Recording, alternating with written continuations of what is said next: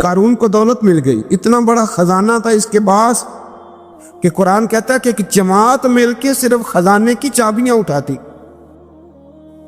یعنی یہ معاذ اللہ کوئی غاب نہیں، یہ قرآن مجید نے بیان فرمایا کہ ایک جماعت مل کے صرف خزانے کی. تو حضرت سیدنا موسیٰ علیہ السلام نے کہا زکوٰۃ دو. زکوٰۃ کے معاملے میں لوگ ہیل و حجت سے کام لیتے، غریب ہو جاتے. اس کو کہا زکوٰۃ دو تو کہنے لگا آپ کی تو میرے مال پہ نظر ہے. اب نے فرمایا تو بڑا بیوقوف ہے، مال تجھے اللہ نے دیا ہے نا، تو اللہ کے رستے میں دے. یہ کام ذرا مشکل ہے کہ اس کو بار بار کہا تو اس نے نہ بجائے اس کے کہ وہ مال دیتا، اس نے حضرت موسیٰ پہ الزام لگا دیا. ایک عورت کو تیار کر کے لایا. یہ الزاموں والا کیس سنتے آ رہے ہیں آپ کہاں تک؟ حضرت یوسف پہ بھی لگا، جناب مریم پہ بھی لگا، حضرت سیدنا موسیٰ کلیم پہ بھی لگا، اور حضرت عیسیٰ پہ بھی. سارے ہوئے نا الزامات. آپ کیا بات کرتے ہیں؟ الزام لگانا، بہتان ترازی کرنا، اور ہمارے یہاں اچھی بات دل سے پھیلتی ہے، بری خبر وہ جلدی پھیل جاتی. ایک عورت کو تیار کر کے لایا معاذ اللہ تعالیٰ حضرت موسیٰ پر الزام لگانے کے لیے. اور جب وہ بی بی آپ کے سامنے لا کے کھڑی کی تو حضرت موسیٰ نے جلال فرمایا تجھے قسم ہے اللہ کی عزت کی، سچ سچ بتا معاملہ کیا ہے. تو وہ خاتون کانپنے لگی، کہنے لگی میں موسیٰ کلیم کے سامنے کیسے کھڑی ہو سکتی؟ مجھے تو اس نے پیسے دے کے تیار کیا، اس نے مجھے پیسے دے کے تیار کیا، اور بڑی اس نے مجھے تکلیف دی ہے. یہ جب کہا تو حضرت موسیٰ علیہ السلام رونے لگے کہ تو سارا کچھ کرتا پر میری سفید چادر پہ داغ تو نہ لگانے کی کوشش کر. آپ رونے لگے. آپ یقین کریں لوگ تکلیف دیتے ہیں، بعضوں کا ایسی بات کرتے ہیں جس کا کوئی وجود نہیں ہوتا. تو یہ کچھ لوگ کر دیتے ہیں لیکن وہ سمجھتے نہیں. کہتے ہیں آپ حوصلہ کریں، آپ درویش ہیں. حضرت موسیٰ سے بڑا درویش کون ہوگا؟ کلیم تھے نا اللہ کے، بڑا جگرا ہے نا. لیکن رو پڑے، کہنے لگے تجھے ایسا نہیں کرنا چاہیے. کہنے لگے اللہ اب اسے سزا دے. تو رب کریم نے اس کے سارے ساز و سامان سمیت اسے زمین میں دھنسا دیا. وہ زمین میں غرق ہو گیا اپنے خزانے سمیت. امام اعظم ابو حنیفہ رحمۃ اللہ تعالیٰ علیہ کچھ لوگ حسد کرنے لگے تو ایک عورت ایک دفعہ آ گئی، کہنے لگی کوئی مسئلہ پوچھنا ہے. یہ بڑا کٹھن سا معاملہ ہوتا ہے، جو آدمی جو کام کر رہا ہوتا ہے کوئی روپ دھار لیتے. مسئلہ کچھ نہیں، اندر آئی تو باہر سے شور ہو گیا.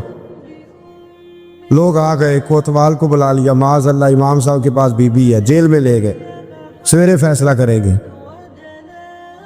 رات کو نا ساری رات امام اعظم نے نماز پڑھی، ساری رات، اور کہنے لگے اللہ اب تو میں بوڑھا ہو گیا، اس حال میں اب ان سوالوں کا جواب دوں گا. وہ عورت بھی ساتھ بند تھی، اس عمر میں ان سوالوں کے جواب یار بڑا مشکل ہوتا ہے. اللہ اکبر. اس عمر میں امام صاحب رو رہے تھے تو اس عورت کا دل نرم ہو گیا. امام صاحب سے کہنے لگی مجھے غلطی ہو گئی، میں نے پیسے کسی سے پکڑ لیے تھے. حضور آپ تو اللہ کے نیک بندے. امام صاحب کہنے لگے اب ایک نیکی کر، کوتوال سے کہہ کہ مجھے کوئی تکلیف ہے تو میں دوا کھا کے واپس آ جاؤں گا. تو وہ کوتوال تو پہلے ملا ہوا تھا، اس نے اس کو کہا کہ مجھے کوئی تکلیف ہے میں گھر جاتی ہوں، دوا کھا کے واپس. امام صاحب نے سمجھا دیا. وہ گئی تو جو برقع اس نے پہنا ہوا تھا نا نقاب ساری عورتیں، وہ جا کے نا اس نے امام صاحب کی بیوی کو دیا. امام صاحب نے اس کو سمجھا کے بھیجا تھا. وہ برقع گھر لے گئی اور جا کے زوجہ کو ساری بات سنائی. وہ دوائی کھانے گھر چلی گئی اور زوجہ برقع پہن کے تھانے آ گئی. سویرے قاضی کے سامنے بھیج ہوئے تو کہنے لگا جی آپ اتنے بزرگ ہو کے عالم ہو کے بیوی کے ساتھ اکیلے. فرمایا میری بیوی ہے تو میں نے اکیلے ہی ہونا تھا اس کے ساتھ، اور کسے ہونا تھا؟ جناب آپ کی بیوی. فرمایا بلاؤ میرے سسر کو، اور بلاؤ محلے کی 10-12 عورتوں کو بھی دیکھ لے. انہوں نے دیکھا تو امام صاحب کی بیوی نکل آئی. وہ جتنے تھے نا الزام لگانے والے وہ اب غور سے دیکھ رہے تھے. تو ایک کہنے لگا امام صاحب سے یہ کیا ہوا؟ فرمایا قرآن ہے وَتُعِزُّ مَن تَشَاءُ وَتُذِلُّ مَن تَشَاءُ. یہ قرآن ہے. ہونا کیا تھا؟ رب نے اپنا وعدہ سچا کر کے دکھایا ہے. تو اس نے بھی الزام لگایا، پھر سزا یہ ملی کہ وہ ہمیشہ کے لیے زمین میں دھنستا۔ دولت کون دیتا ہے؟ اللہ دیتا ہے نا، تو اگر اللہ کہے تھوڑی سی واپس بھی کرو، بندیاں دے خرچے بات جاندے دے، تھوڑی سی واپس مانگ لے تو ہاتھ تنگ ہو جاتا ہے۔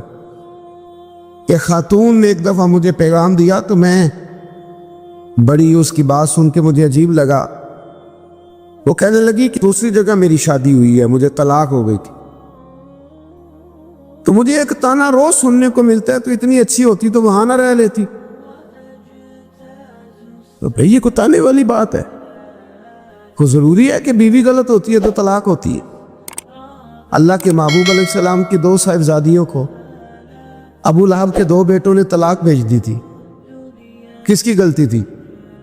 تو آپ کیا کہہ سکتے ہیں یہاں کیوں طلاق؟ تو اتنی جلدی بات تھوڑی کر دیں گے آپ، تھوڑی احتیاط فرمائیں بولنے۔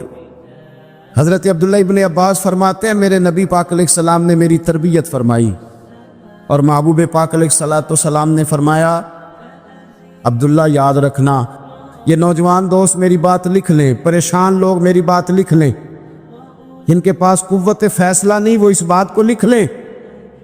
حضرت عبداللہ ابن عباس فرماتے ہیں میرے نبی پاک علیہ السلام نے مجھ سے فرمایا تھا عبداللہ سن، اگر ساری دنیا مل کے تیرا کوئی نفع کرنا چاہے کر نہیں سکتی جب تک میرے رب کی رضا نہ ہو، اور فرمایا ساری دنیا مل کے تیرا کچھ بگاڑنا چاہے تو عبداللہ بگاڑ نہیں سکتی جب تک رب کریم کی حکمت کا تقاضا نہ ہو۔ لوگوں سے ڈرنا، لوگوں کی طرف دیکھنا، ماحول دیکھ کے اپنے راہ کا تعین کرنا، ہر بندے کے خیالات کے مطابق ڈھلنے کی کوشش کرنا، فلانا نہ ناراض ہو جائے، فلانا نہ ناراض ہو جائے، وہ جس نے ہونا ہو جائے، بس رب رسول ناراض نہ ہو۔ اپنی زندگی میں اپنے مالک کو مولا جان کے، بل اللہ مولاکم، اللہ تمہارا مولا ہے، وَهُوَ خَيْرُ النَّاصِرِينَ، وہ بہترین مددگار ہے۔ توجہ جب بھی کریں رب کی جانب کریں، اپنے دل کا قبلہ درست رکھیں، سوچوں کے زاویے سیدھے رکھیں۔ میرے بھائی، مالک جب بندوبست کر دے نا، جب مالک بندوبست کر دے، پھر ایسا بندوبست کرتا ہے کہ لوگوں کے پاس نا چارہ نہیں رہتا۔ حضرت مریم رضی اللہ تعالی عنہا پاک باز تھی، مسجد میں رہی تھی، پر مالک کی حکمت کے تقاضے بڑے عجیب ہیں نا۔ پھر جناب مریم کو اللہ تعالیٰ نے بغیر شوہر کی اولاد عطا کر دی۔ یہ بات ہی ایسی تھی، کسی نے کہا تھا کہ مخلوق تو فنکار ہے اس درجہ کے پل بھر میں سنگے در کعبہ سے بھی اصنام تراشے، تم کون ہو کیا چیز ہے داغے کبابی، لوگوں نے تو مریم پہ بھی الزام تراشے۔ تو لوگوں نے کہا کدھر سے لے آئی بچہ، تیرا باپ تو ایسا نہیں تھا، کہاں سے لے آئی؟ اللہ کرے میں آپ کو سمجھا سکوں، ذرا اپنے آپ کو وہاں کھڑا کریں کہ ایک پاک باز عورت، پاک باپ کی بیٹی، طیب ماں کی بیٹی، اور اللہ کے گھر میں پرورش پانے والی خاتون، ایک وہ وقت اور ایک یہ وقت کہ اس عورت کو کٹہرے میں کھڑا کر کے پوچھا جا رہا ہے کہ معاذ اللہ تیری گود میں بچہ جائز نہیں ہے، کہاں سے لائی ہے؟ اب خود سے صفائیاں بندہ کتنی کو دے، کتنی کو وضاحتیں کرے۔ اور میں نے تو اپنی زندگی میں دیکھا ہے زیادہ وضاحت دینے والے کو بھی لوگ جھوٹا سمجھنے لگ جاتے ہیں، زیادہ وضاحت دینے پر بھی لوگ کمزوری کا اظہار سمجھتے ہیں کہ کمزور پڑ گئے۔ آپ صلح کی کوشش کرتے ہیں، سامنے والا بزدل سمجھ لیتا ہے، زیادہ وضاحتیں بھی کمزور کر دیتی ہیں۔ اب حضرت مریم کو کٹہرے میں کھڑا کر کے کہا بچہ کس کا ہے؟ تو پھر خدا بندوبست جب کرے، اللہ جب مددگار ہو، تو پھر حضرت مریم کی گواہی درختوں سے نہیں دلوائی، اس نے پتوں سے نہیں دلوائی، پھر فرشتے نہیں بھیجے۔ حضرت مریم کہنے لگی مجھ سے نہ پوچھو، وہ جو پنگوڑے میں ہے اسی سے پوچھ لو، ان سے پوچھو نا، وہ کون ہے پوچھ لو، ان سے کر لو سوال۔ انہوں نے کہا پنگوڑے میں چند دنوں کا بچہ یہ جواب دے گا؟ مددگار تھا رب، ان کی برات کا اعلان کرنا تھا مالک نے، اور جب مالک اعلان کر دے، جب مالک تیری صفائی دینا چاہے، جب مالک تجھے دنیا کے سامنے نکھارنا چاہے تو پنگوڑے میں لیٹے حضرت عیسیٰ بول کے کہنے لگے انی عبداللہ آتانی الکتاب، فرمایا میں اللہ کا بندہ ہوں، رب نے مجھے کتاب عطا کر کے نبی بنا کے دنیا میں بھیجا ہے، میں اللہ کا بندہ ہوں، کتاب لے کے آیا ہوں، نبی بن کے آیا ہوں۔ پھر پنگوڑے سے اعلان ہو گیا، پھر بچہ بول پڑا، اور یہ ایک دفعہ نہیں بات ہوئی،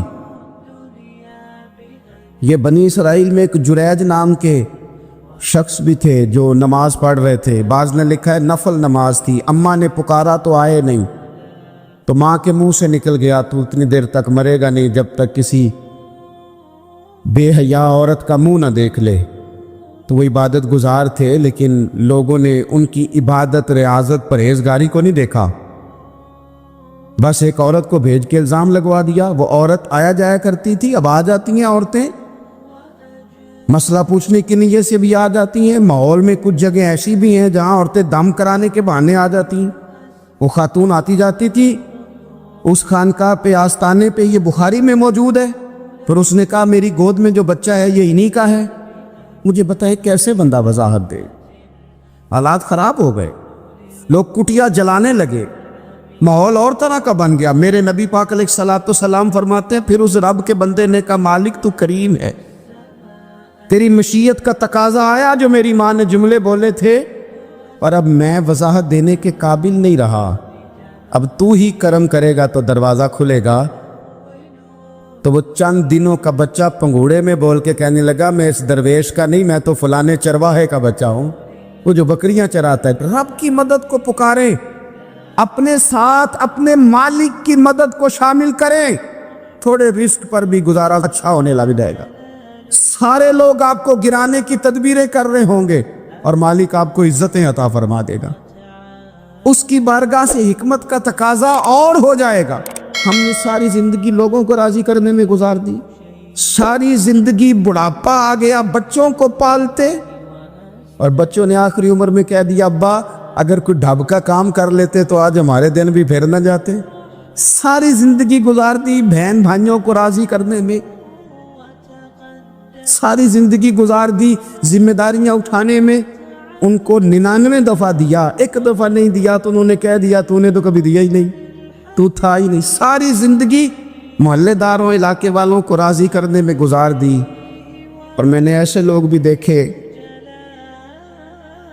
دین کے لیے وقت گزارا، لیکن جب بڑھاپے میں دانت کام نہ کرتے تھے تو وقت کے مفتیوں کو بھی مسجدوں کی کمیٹیوں نے کہہ دیا اب آپ کی سمجھ نہیں آتی، ہم نے خطیب کو یور رکھنا ہے، نہ دیکھو دنیا کی طرف، دنیا رلا دیتی ہے، نہ راضی کرو بندوں کو، بندے تھکا دیتے، نہ پیچھے بھاگو ہر وقت دنیا داروں کے، یہ انسان کو کمزور کر دیتے ہیں۔ وہ تو کریم ہی بڑا ہے، 2 آنسو زمین پر بعد میں گرتے ہیں، بندے کے گناہ سارے پہلے معاف فرما دیتا ہے۔ اللہ کی مدد کا حصول، اپنے مالک کی مدد کی طرف بڑھنا، آپ کو بدر کی جنگ بھی یہی درس دے گی، آپ کو احد کا میدان بھی یہی سبق دے گا، فتح مکہ بھی یہی سبق دے گا۔ میرے دوستو، جب رب مدد فرمائے، جب اللہ مددگار بنے، دوستوں سے ایک بات اکثر کرتا ہوں، میں کہتا ہوں کہ جتنے درد سے آپ امیر کو اپنی کہانی سناتے ہیں نا، اور جس طرح آپ کے آنسو بات کرنے سے پہلے گر جاتے ہیں کہ غریب ہیں، بچیاں ہیں، کاروبار نہیں، او میرے سنگیو، اس سے آدھے آنسو اپنے رب کی بارگاہ میں بکھیرو، اس کے حضور عرض گزار ہو جاؤ، اس سے طلب کرو۔ ایک وقت انسان پر زندگی میں ایسا آتا ہے کہ اسے یوں محسوس ہوتا ہے کہ میرا سایہ بھی ذرا سا پیچھے ہٹ گیا ہے، اسے یوں لگتا ہے کہ میں کسی سہارے پہ ہاتھ ڈالتا ہوں تو وہ بھاگ جاتا ہے مجھ سے، لیکن مالک کی بارگاہ ایسی عظیم بارگاہ ہے، رب رسول کے آستانے اتنے بڑے ہیں کہ آپ جب وہاں کشکول طلب دراز کرتے ہیں تو جھولی پھیلانے میں دیر لگتی ہے، ان کو بھرنے میں تو کوئی دیر نہیں لگتی۔ ہم نے اپنا سوچ کا قبلہ ہی دنیا کو بنا لیا ہے، یہ جو اللہ والوں کی مدد ہے یہ تو ہے نہیں، اللہ ہی کی مدد ہے۔ لیکن یہ جو سیٹھوں کی طرف توجہ کرنا، نوابوں کی طرف توجہ کرنا، دنیا داروں کی طرف توجہ کرنا اور اپنا مزاج اس طرح کا بنا لینا، یارو گردن کو جھکا دیتا ہے خیرات کا پتھر، جہاں میں مانگنے والوں کے سر کبھی اونچے نہیں ہوتے۔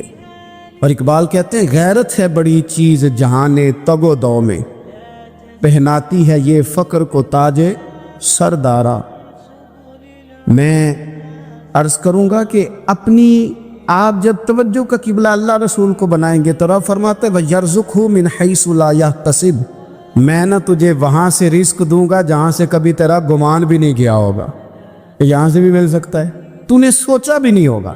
بخاری شریف میں حدیث ہے، حضرت جابر ابن عبداللہ فرماتے ہیں نبی پاک صلی اللہ علیہ وسلم نے 300 لوگوں کا ایک لشکر روانہ کیا کسی مہم کے لیے، کسی جہاد کے لیے۔ حضرت ابو عبیدہ بن جراح رضی اللہ تعالیٰ عنہ امیر لشکر تھے۔ فرماتے غربت اتنی زیادہ تھی، بھوک اتنی زیادہ تھی کہ ایک ایک کھجور دن میں ایک وقت کھانے کو ملتی تھی، اور کچھ دن ایسے آئے کہ اب کھجور بھی نہیں مل رہی۔ فرماتے اتنی زیادہ بھوک لگی مجاہدین کو 300 بندہ پتے کھا کے گزارا ہونے لگے۔ یہ بخاری میں موجود ہے۔ آپ فرماتے کہ دریا کے کنارے ہمارا پڑاؤ تھا، ٹھہراؤ تھا، جب بھوک سے نڈھال ہو گئے نا وَيَرْزُقْهُ مِنْ حَيْثُ لَا يَحْتَسِبُ، اللہ وہاں سے روزی دیتا ہے، گمان بھی نہیں ہوتا۔ فرماتے ہیں ایک مچھلی اللہ تعالیٰ نے دریا کے کنارے بھیجی، فرماتے ہیں وہ تھی تو مچھلی پر پہاڑ جتنی تھی۔ بخاری میں لفظ ہیں، حضرت جابر ابن عبداللہ رضی اللہ تعالیٰ عنہ فرماتے ہیں 300 آدمی 18 دن تک اس مچھلی کو کھاتے رہے، مچھلی ختم ہی نہیں ہوئی۔ مچھلیاں نہیں، مچھلی کہتے ہیں 18 دن 300 بندہ کھاتا رہا، مچھلی ختم ہی نہیں ہوئی۔ اور فرماتے ہیں کہ اس کی ہڈی نکال کے، کانٹا کہیں گے آپ اپنی زبان میں، کہتے ہیں وہ نکال کے نا تو اس کو کھڑا کیا نا جب، تو اونٹ کجاوے سمیت اس کے بیچ سے گزر جاتا تھا، 2 اس کے کانٹے جوڑے۔ فرماتے ہیں وہ اس کا گوشت ہم کھاتے تھے اور اس کی چربی بطور تیل کے ہم جسموں پہ ملتے تھے، بیماروں کو اس سے سکون آتا تھا، تندرستی شفا ہوتی۔ فرماتے ہیں ہم کھایا بھی ہم نے، اور کچھ لے کے ہم مدینے بھی گئے، اور قربان جائیں نبی پاک نے بھی اس میں سے کھایا۔ ہم نے عرض کی حضور یہ معمہ کیا ہے، یہ ماجرا کیا ہے؟ تو محبوب نے فرمایا تمہارے پاس غذا نہیں تھی، رب نے تمہارے لیے بندوبست کیا ہے، اللہ نے تمہیں دیا ہے۔ مکان شروع کر لیا، ایک صاحب نے مکان بنانے لگے، آپ وہ حساب لگا رہے ہیں، کہتے ہیں میرے پاس اتنے پیسے ہیں، اتنے میں نے فلانے دوست سے کہنا ہے اس نے دے دینے، اتنے فلانے رشتہ دار سے کہنا ہے اس نے دے دینے، اتنے فلانے سے کہنا ہے اس نے دے دینے۔ یہ ساری کاپی بنا کے مکان شروع کر لیا۔ جو روز کہتا تھا نا کوئی حکم ہو جاتے 10 سب سے پہلے اس کو کہا میاں پیسے چاہیے دین، وہ کہندا ہو کل ہی منڈا ٹوریا ہے، کدے تو پرسوں 10 داتے لب جانے سن۔ میں آپ کو اپنے تجربے کی بات بتا رہا ہوں۔ یہ لوگوں کا خیال ہوتا ہے نا کہ آپ سٹارٹ کریں فلانا کام، ہم آپ کے ساتھ ہیں، اللہ کا ہی کوئی نظام ہے، وہ بالکل بھی نہیں ساتھ ہوتے۔ لیکن ایسا نہیں ہے کہ کوئی ساتھ نہیں ہوتا، اللہ تعالیٰ بڑے اسباب پیدا کرتا ہے، وہاں سے دیتا ہے جہاں سے گمان بھی۔ ہمارا یہ ذہن بن جاتا ہے ہم ساری اپنے حساب سے چلتے ہیں، اتنے رشتہ داروں سے، اتنے کون آپ کے ساتھ چلے گا، سوال ہی نہیں پیدا ہوتا۔ یہ سارے کام چھوڑ کے سب سے پہلے 2 رکعتیں پڑھو، اپنے رب کی بارگاہ میں، رسول کائنات کی بارگاہ میں گزارشات اور استغاثے پیش کرو، وہاں سے خیر طلب کرو۔ دنیا دار کیا دیں گے، کیا دے سکتے ہیں، کیا حیثیت ہوتی ہے کسی؟ اللہ کہتا ہے وہاں سے دوں گا۔ تو جو اللہ مال دے وہ لینا چاہیے کہ رشتہ داروں کا مال دیکھنا چاہیے؟ جو اللہ دے وہ لینا چاہیے کہ سیٹھوں نوابوں کی جیبیں دیکھنی چاہیے؟ جو اللہ دے وہ قبول کرنا چاہیے یا دیکھنا چاہیے کون سا آدمی کہاں پہنچ گیا؟ چھوڑو، اپنی مٹی پہ چلنے کا سلیقہ سیکھو۔ کسی کے سنگ مرمر پہ چلو گے تو پھسل جاؤ گے۔ مدد اللہ سے چاہیں، اپنی توجہات کا مرکز رب رسول کی ذات پر بنائیں، پھر آپ محسوس کریں گے کہ بڑی جلدی اللہ تعالیٰ کی مدد آنے لگی ہے۔ کبھی آپ صرف کہہ دیں نا میرا رب میرے ساتھ ہے، اس لفظ میں اتنی طاقت ہے کہ دشمن ویسے زہر ہو جاتا ہے۔ زندگی میں کسی سے بھی لڑائی ہو، اچھی طرح سوچ لیں کہ اللہ اس طرف ہے یا اس طرف ہے۔ اگر آپ زیادتی پہ ہیں تو پھر رب مظلوم کی جانب ہے۔ اگر اللہ کی مدد آپ کے ساتھ ہے تو دنیا کی کوئی طاقت آپ کو گرا نہیں سکتی۔ اور اگر آپ مظلوم کے مقابلے میں ظالم بن کے آپ کھڑے ہو گئے ہیں اور آپ نے رویہ وہ اختیار کیا ہے کہ جس میں مدد نہیں آئے گی، تو پھر یاد رکھ لیں کہ آپ کوئی بھی ہیں، کہاں بھی ہیں، آپ کمزور ہیں۔ طاقتور تھے ابتدائے اسلام میں، ظاہری طاقت تھی کفار مکہ کے پاس، وہ ڈنڈوں سے مارتے تھے غریبوں کو، ان کے ہاتھوں میں ڈنڈے تھے، پر خدائی طاقت ان مظلوموں کے ساتھ تھی۔ صاحب زرقانی نے لکھا ہے، حضرت زنیرہ رضی اللہ تعالیٰ عنہ ایک لونڈی ہے، غریب ہے، ماڑے دا کی کام محمد، نس جانا یا رونا، غریب سادی بی بی اور لونڈی کنیزہ، ایک مشرک کی کنیزہ تھی، انہوں نے کلمہ پڑھ لیا، وہ ڈنڈوں سے مارتا، دروں سے مارتا، تکلیف دیتا۔ حضرت زنیرہ رضی اللہ تعالیٰ عنہ کو اتنا مارا، اتنا مارا۔ اب آپ ایک اور پہلو پر بھی غور کریں، مار بھی پڑ رہی ہے پر خدا ادھر ہی ہے، اللہ کی مدد ادھر ہی ہے۔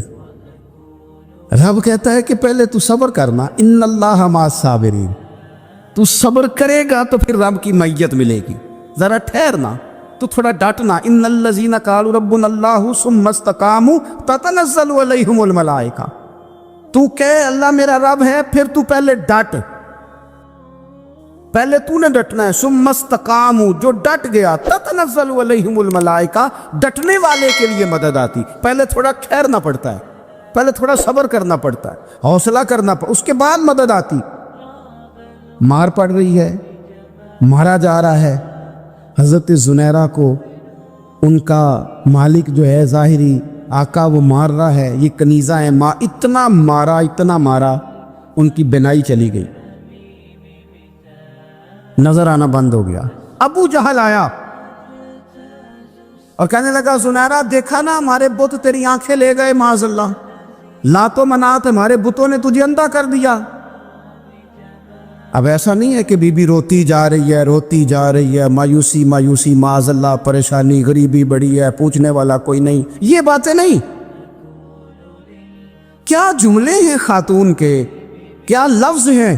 ابو جال نے تنزیہ کہا، معاذ اللہ، کہنے لگا دیکھا نا ہمارے بتوں نے تجھے اندھا کر دیا۔ تو جناب زنیرہ آنکھوں کی بینائی گئی ہے، رات کو گئی ہے، دکھ ابھی تازہ ہے، لیکن اللہ پہ جو توکل ہے، اپنے مالک سے جو رشتہ ہے،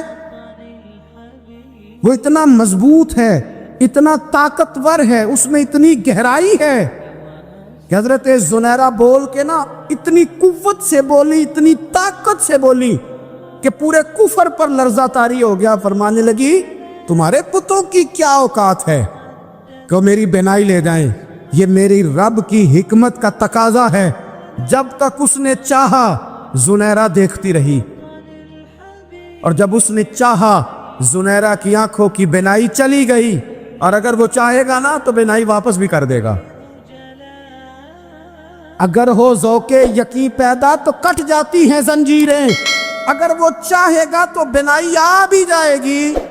حضرت زنیرہ نے رات کو یہ لفظ کہے، ابو جال اور سارے کفار ڈر کے سن کے چلے گئے، آپ اطمینان سے آ کے بستر پہ سوئی۔ جب سویرے اٹھی تو اللہ نے آنکھوں کی روشنی واپس کر دی تھی، آنکھوں کی۔ اب چھڑی پکڑی ہے، بازاروں میں گھومتی ہے، کہتی ہیں بلاؤ کدھر ہے تمہارے لات و منات، دیکھو میرے رب نے روشنی واپس کر دی، آ کر میرے ساتھ ادھر آ، ستمگر ہنر آزمائے، تو تیر آزما ہم جگر آزمائے۔ بیمار لوگوں یاد رکھو، کہہ دیا ڈاکٹر نے کہ تو بڑا بیمار ہے، تو بڑا کمزور ہے، یہ ہو گیا وہ ہو گیا، تو ڈاکٹر اپنے علم کے مطابق بات کر رہا ہے، ہوگا تو وہ جو میرا رب چاہے گا۔ کمزور ہو جانا، پریشان ہو جانا، تکلیف میں آ جانا، پتہ نہیں بات ہو گئی ہے تو جانے کیا ہو جائے گا۔ اپنی زندگی کے اندر اپنے رب سے رشتہ مضبوط کرے، رسول کائنات سے رشتہ مضبوط کرے، اللہ والوں سے رشتہ مضبوط کرے۔ حضرت زنیرہ نے پیغام دیا کہ زندگی میں جو جینا چاہتے ہیں تو وہ رب کا نام لے کے جی سکتے ہیں، جو اپنی زندگی میں خوشیاں دیکھنا چاہتے ہیں تو رسول اللہ کے نام پر خوشیاں دیکھی جا سکتی ہیں. توکل کی بنیاد پر بندہ خوشیاں لے سکتا ہے. اور اگر انسان میں توکل نہیں ہے تو پھر وہ اس کالے جادو سے بھی ڈر رہا ہے, وہ نیلے سے بھی ڈر رہا ہے, وہ پیلے سے بھی ڈر رہا ہے, وہ فلانے سے بھی ڈر رہا ہے, وہ میرے خلاف فلانا رشتہ دار سازش کر رہا ہے تو ڈر رہا ہے, فلانا میرے بارے میں یہ کر رہا ہے تو ڈر رہا ہے, وہ پتہ نہیں دنیا ادھر ہو جائے گی تو کیا ہو جائے گا. اٹھ باندھ کمر کیوں ڈرتا ہے؟ پھر دیکھ خدا کیا کرتا ہے. تو اس ساری گفتگو کا نچوڑ آپ کو یہ عرض کیا ہے. سب سے پہلے تو یہ کہ میدانوں میں مدد بھی اللہ کی, رزق میں مدد بھی اللہ کی, فصلیں خشک ہوں تو مدد پھر بھی اللہ کرے تو پھر ساری مدد, اور اگر انسان بیمار ہو تو پھر بھی مدد اللہ کی. تو اپنے اللہ کی جانب توجہ کو بڑھائیں, آپ اللہ سے مدد کے سوالی بنیں. ترمذی کی ایک حدیث ہے, میں آپ کو زندگی کا تجربہ بتاتا ہوں کہ جب میں بڑا پریشان ہوتا ہوں تو یہ والی روایت کھول لیتا ہوں, مزہ دیتی ہے. میرے نبی پاک علیہ السلام نے فرمایا اپنے دکھ سیٹھوں نوابوں کو نہ کہنا, مالداروں کا نہ کہنا, ورنہ اللہ تمہیں کبھی غنی نہیں کرے گا. فرمایا اپنے دکھ اپنے رب کی بارگاہ میں عرض کرنا, جلدی کرے یا دیر سے کرے اللہ تمہیں لوگوں سے بے نیاز کر دے گا, اللہ تمہیں غنی کر دے گا. رات کو بیٹھو نا اس کی بارگاہ میں.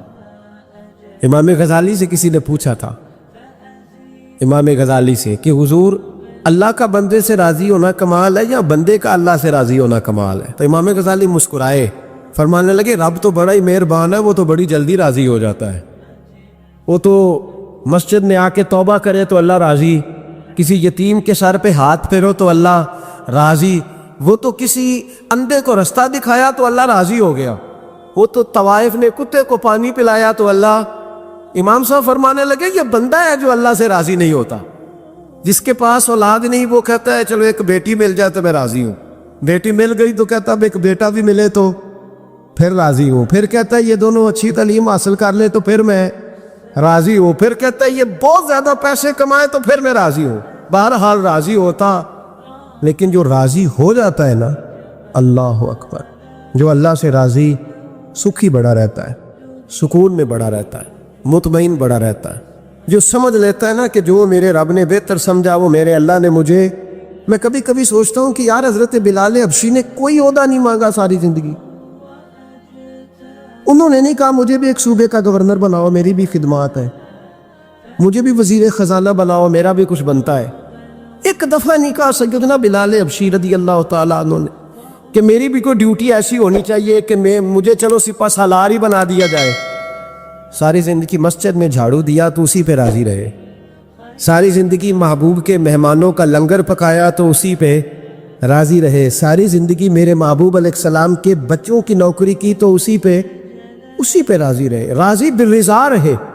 حضرت سیدنا موسیٰ علیہ السلام نے عرض کی کوہ طور پہ جا کے, مولا میری قوم پوچھتی ہے کہ کوئی ایسا کام بتا جو ہم کریں تو ہم سے راضی ہو جائے.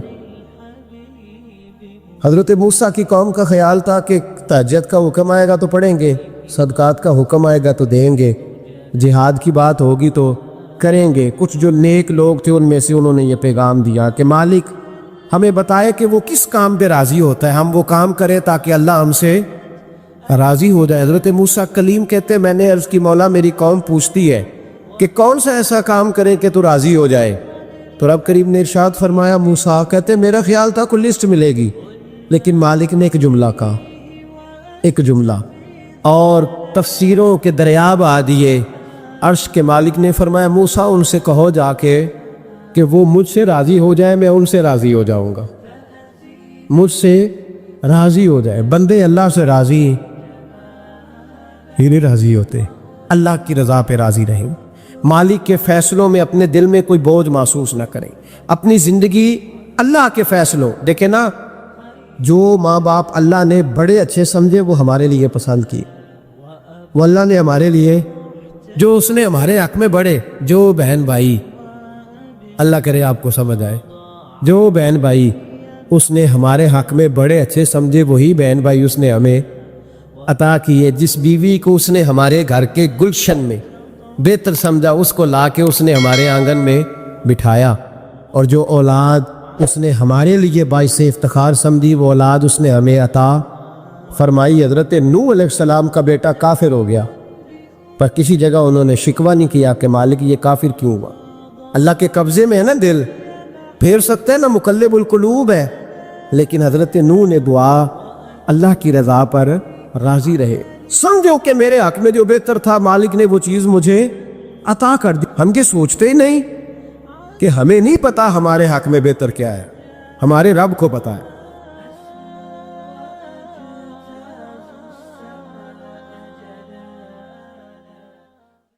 اگر آپ کو یہ ویڈیو پسند آئے تو ہمارے چینل محفل ذکر کو لائک اور سبسکرائب ضرور کریں۔